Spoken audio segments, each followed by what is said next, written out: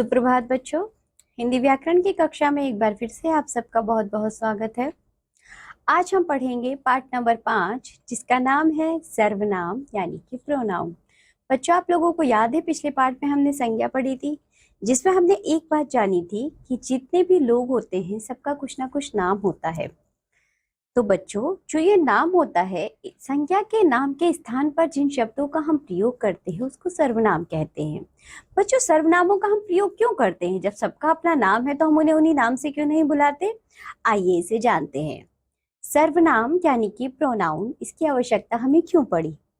ध्यान दीजिए बच्चों जरा। सक्षम कक्षा 1 में पढ़ता है। तो बच्चों, मैं अगर इसको ऐसे कहूं, सक्षम कक्षा 1 में पढ़ता है, सक्षम प्रतिदिन विद्यालय जाता है, तो क्या आपको सक्षम सक्षम सुनने में अच्छा लगेगा? नहीं।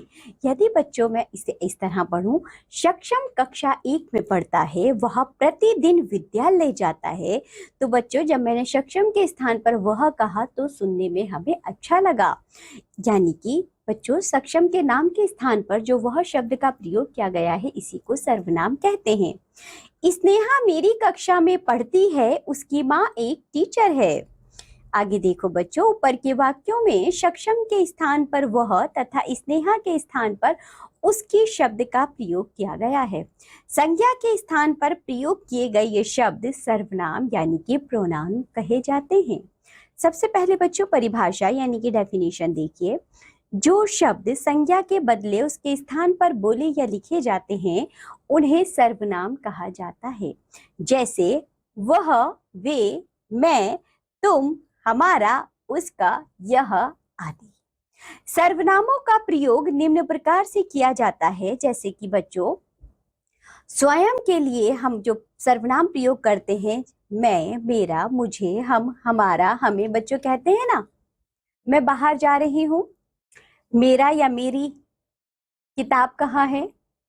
बच्चों हम कहते हैं ना, मुझे मुझे खाना चाहिए, हम सब घूमने जाएंगे, हमारा भारत महान है, हमें फिल्म देखने जाना है। तो बच्चों इस तरह के जो सर्वनाम हम अपने लिए प्रयोग करते हैं उन्हें स्वयं के लिए प्रयोग किए गए सर्वनाम कहते हैं। अन्य के लिए बच्चों यानी कि दूसरों के लिए देखो हम किन सर्वनामों का प्रयोग करते हैं।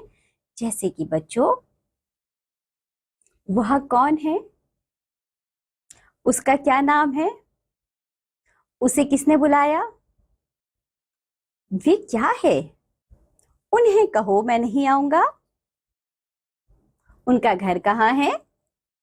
निकट के लिए बच्चों यानी कि पास के लिए जिन सर्वनामों का प्रयोग होता है, जैसे कि यह घर मेरा है, इसका इसका घर कहाँ है, इसे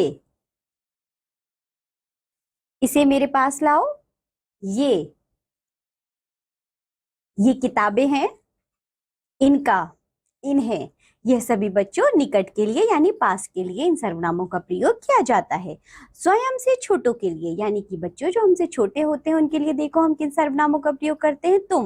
तुम कहाँ थे, तुम्हारा क्या नाम है, तुम्हें क्या चाहिए, तुमको बाहर घूमना है। इस तरह का देखो बच्चों स्वयं से बड़ों के लिए यानी कि जो हमसे बड़े होते हैं उनके लिए हम किस प्रकार के सर्वनामों का प्रयोग करते हैं। आप कैसे हैं, आपका नाम क्या है, आपने पानी पिया कि नहीं। कुछ अन्य सर्वनाम भी होते हैं जैसे कि बच्चों कौन, कोई, किसको, किसने, कुछ, कहाँ आदि। चलिए आगे बढ़ते हैं। जैसे बच्चों जो संज्ञा शब्द होते हैं, मैंने कहा सुहानी अच्छी लड़की है, तो बच्चों जो सुहानी है वह संज्ञा शब्द है। अब सुहानी के स्थान पर हम कह सकते हैं वह एक गायिका भी है, तो बच्चों जो वह आया वह सर्वनाम है। प्रिया मेरी बहन है, मेरी माँ उसकी मौसी है। यह उपवन है, यहाँ मेरे घर के समीप है। राज मेरा मित्र है, क्या तुम उसे जानते हो। आपने जाना बच्चों, आपने इस पाठ में क्या क्या जाना है। सर्वनाम का प्रयोग विभिन्न प्रकार से किया जाता है, जैसे स्वयं के लिए हम मैं का प्रयोग करते हैं तथा अन्य के लिए वह, उसका, उसे आदि का प्रयोग करते हैं। नाम के स्थान पर प्रयोग किए गए शब्द ही सर्वनाम कहलाते हैं।